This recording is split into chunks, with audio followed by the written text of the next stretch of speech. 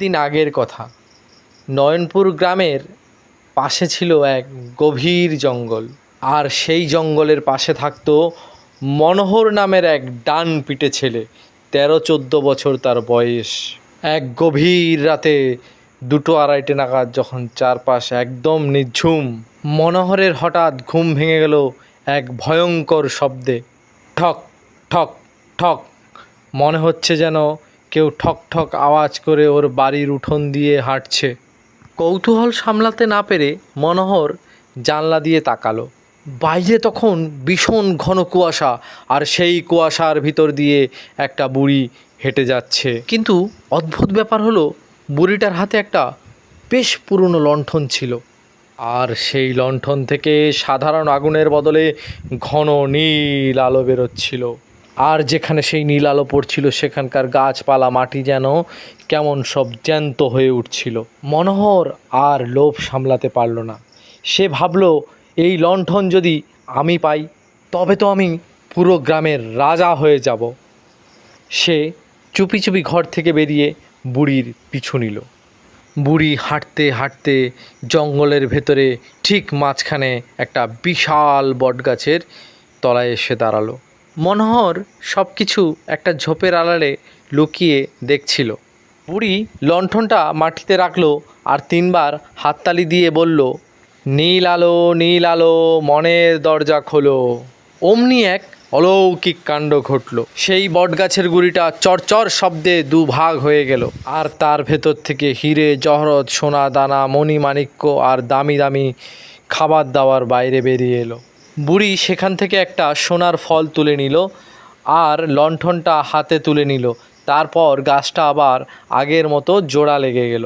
বুড়ি লণ্ঠনটা নিয়ে আবার কুয়াশার মধ্যে মিলিয়ে গেল, কিন্তু সোনার ফল পাওয়ার আনন্দে তাড়াহুড়োয় লণ্ঠনটা ওখানেই ফেলে চলে গেল। মনোহর ঝোপের আড়ালে দাঁড়িয়ে পুরো দৃশ্য দেখে বিস্ময় হয়ে গেল। ওর শরীর দিয়ে একটা শিশিরের স্রোত বয়ে গেল। সে বুঝল সব খেলা ওই নীল আলোর লণ্ঠনে। পরদিন মনোহর সারা দিন ধরে একটাই ফোন দিয়ে আটল, আর সে মনে মনে ভাবল পরদিন বুড়ি আবার আসবে। মনোহরের ভাবনা সত্যি হলো। মাঝরাতে যখন বুড়ি আবার গাছের সামনে এসে লণ্ঠন খুঁজতে লাগলো, মনোহর তখন একটা পাথরের আড়াল থেকে একটা বিড়াল বুড়ির দিকে ছুড়ে দিল। বুড়ি ভীষণ চমকে উঠল।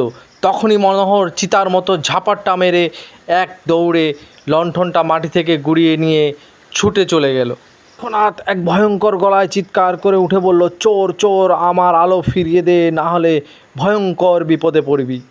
বুড়ির চোখ দুটো অন্ধকারে বিড়ালের মতো জলজল করে উঠল। মনোহর তো তখন উধাও। সে এক ছুটে বাড়ি ফিরে নিজের দরজা জানলা সব বন্ধ করে দিয়ে বসে রইল। মনোহরের বুক তখন ধুক ধুক ধুক করছে, কিন্তু চোখে মুখে এক জয়ের আনন্দ। এই লণ্ঠনটা মেঝের উপর রাখল। ঘরটা তখন অন্ধকার, কিন্তু লণ্ঠনের সেই ঘন নীল আলোয় ঘরটা যেমন কেমন একটা যেন মায়াবী আর ছমছমে দেখাচ্ছে। মনোহর তখন বুড়ির মতো করে বলল, নীল আলো মনের দরজা খোলো। বলার সঙ্গে সঙ্গে ঘরের মেঝেটা থরথর করে কাঁপতে লাগলো, কিন্তু কোনো সোনাদানা বেরোলো না। কিন্তু মনোহরের ঘরের এক কোণে রাখা কাঠের ঘোড়াটা হঠাৎ জ্যান্ত হয়ে উঠল, আর মনোহরের দেয়ালে টাঙানো ঠাকুরদার ছবির চোখ দুটো নড়াচড়া করতে লাগলো। আর আস্তে আস্তে ঘরের সব জড়বস্তু জ্যান্ত হয়ে ওনার দিকে এগোতে লাগলো। মনোহর তখন ভয়ে চিৎকার করে উঠল আর বলল, আরে থামো থামো। কিন্তু সে তো এটা থামানোর মন্ত্রই জানে না। ঠিক তখনই মনোহরের ঘরের বন্ধ দরজাটা মর্মর শব্দে ভেঙে গেল। বাইরে কোনো ঝড় নেই, তুফান নেই, কিন্তু ঘরের ভেতর এক দমকা হাওয়া আছড়ে পড়ল, আর সেই হাওয়ার উপর ভর করে ঘরের ভেতর ভেসে এলো সেই বুড়ি। কিন্তু ওনার পা দুটো মাটিতে ছিল না, ওনার শরীরটা কুয়াশার মতো হালকা হয়ে বাতাসে ভাসছিল। বুড়ি মনোহরের দিকে তাকিয়ে এক অদ্ভুত মায়াবী হাসি হাসল। কিন্তু মজার বিষয়, ওনার গলার আওয়াজ আর এবার কর্কশ ছিল না, ওটা ছিল খুব মিষ্টি। বুড়ি বলল, বোকা ছেলে, ওই লণ্ঠন কোনো ধন সম্পদ দেওয়ার চাবি না, ওটা হলো প্রাণের আলো, আর আলো যেখানে পড়ে সেখানেই প্রাণ জেগে ওঠে।